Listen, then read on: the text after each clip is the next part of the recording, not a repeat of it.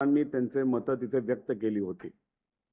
त्याच्यावर उत्तर देत असताना आमच्या सगळ्यांची जी मागणी होती, ज्याच्यासाठी पवित्र भूमी पंढरपूरमध्ये आम्ही सर्वांनी मिळून अन्नत्याग आंदोलन केलं होतं.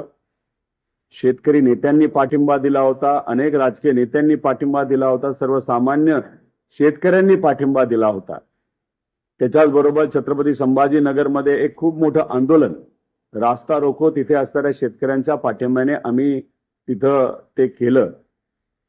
आणि करत असताना तुम्हाला माहित असेल, सुरुवातीला देवेंद्र फडणवीस साहेब हे सांगत होते की पुण्यश्लोक अहिल्यादेवी होळकरांच्या नावाने जी आम्ही कर्जमाफी योजना आणलेली आहेत, ज्या अटी त्याच्यामध्ये टाकल्या गेल्या आहेत, त्यामुळे कुठल्याही शेतकऱ्यावर अन्याय होणार नाही.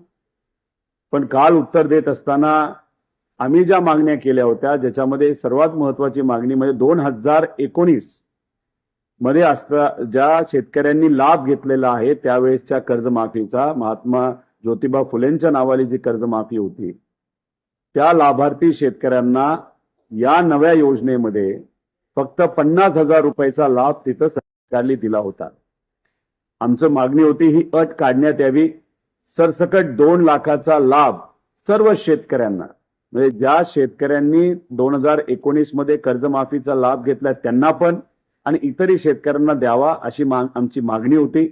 दुसरी मागणी आमची जी होती ती होती, जे रेग्युलर असणारे शेतकरी आहेत त्यांना तुम्ही 26-27 वर्षाची जी अट टाकली, म्हणजे जे वर्ष अजून संपलं नाही, म्हणजे 1 वर्ष त्यांना थांबावं लागलं असतं, ती अट सुद्धा तिथं काढण्यात यावी. या दोन्ही अट काल काढल्या. पण जसं मी मगाशी सांगितलं की काही दिवसांपूर्वी देवेंद्र फडणवीस साहेब हे बोलत होते की या अटीमुळे कोणाचंही नुकसान होणार नाही. मग आम्ही आमचा संघर्ष मोठा केला, जास्त आक्रमक केला, शेतकऱ्यांना घेऊन आम्ही रस्त्यावर उतरलो. आणि मग आपण बघितलं असेल, हळूहळू कुठेतरी सरकारला सुद्धा कळालं की शेतकरी आता आक्रमक होत चाललेले आहे. शेतकऱ्यांना कळालेलं आहे या अटीमुळे आपलं नुकसान होणार आहे.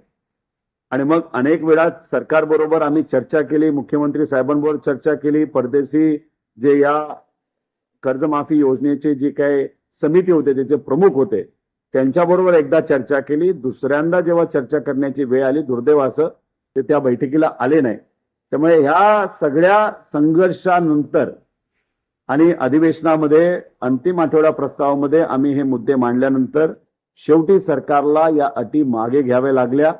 म्हणजे कुठं ना कुठंतरी शेतकऱ्यांची एकजूट जी झाली, जो संघर्ष आम्ही सर्वांनी मिळून केला, अनेक आमदारांनी जो मुद्दा अधिवेशनामध्ये मांडला, या सगळ्या ज्या काही मागण्या होत्या त्या सरकारला मान्य करत तिथं या अटी काढण्यात आल्या. त्यामुळे मला असं वाटतं की नक्कीच शेतकऱ्यांचा फायदा, आणि ते सुद्धा 40 लाख शेतकऱ्यांचा फायदा याच्यामुळे होणार आहे. मी मनापासून सरकारचे आभार व्यक्त करतो. संघर्ष करावा लागला, बराच काळ याच्यामध्ये गेला, पण तरी सुद्धा सरकारचे आभार आणि मुख्यमंत्री साहेबांचे आभार. म्हणजे जनतेच्या हितासाठी आपण जर संघर्ष केला आणि जनता आपल्याबरोबर उभं राहिली तर यश कसं असतं हे आपल्या सर्वांना आत्ता बघता येतं.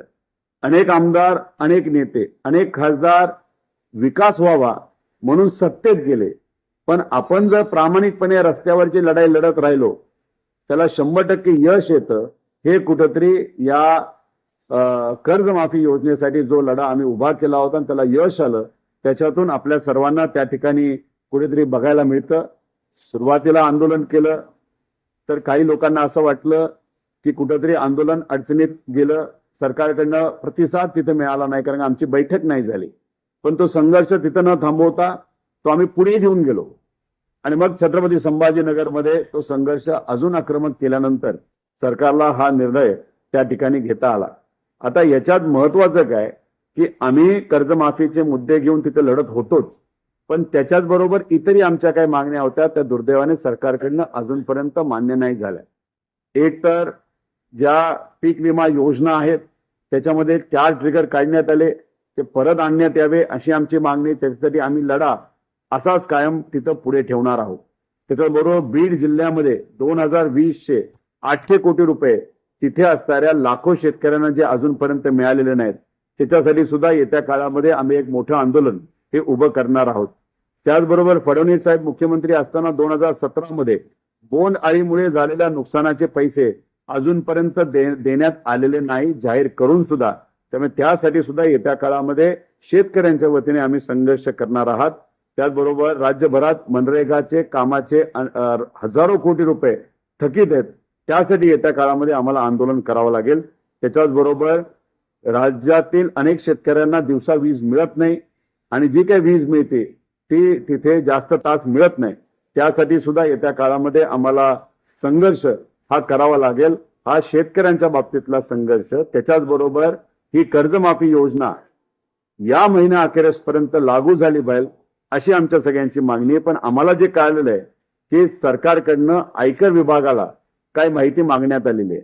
आता ही माहिती मागण्यात आल्यामुळे अजून विलंब होऊ शकतो, कारण का आपल्या सर्वांना माहिती आहे की लाडक्या बहीण योजनेमध्ये सुद्धा अशा काही विषय जेव्हा आला होता, आयकर विभागाकडनं माहिती देण्यासाठी 4 महिने लावले होते. त्यामुळे जर आपल्याला इन्कम टॅक्स डिपार्टमेंट अजून 4 महिने लावणार असेल तर हे आम्हाला चालणार नाही. शेतकऱ्यांच्या वतीने त्या विषयासाठी सुद्धा मग येत्या काळामध्ये आपल्याला लढा हा लढावा लागेल. त्यामुळे आज तुमच्या माध्यमातून इथे आम्हाला एवढंच सांगायचं होतं की जो संघर्ष आम्ही केला आणि तो संघर्ष करत असताना अनेक लोकांनी सांगितलं की सोन्याचा चमचा घेऊन हा माणूस काय उपोषण करतोय, आमच्या बऱ्याच टीका झाल्या, नोटंकी करतोय.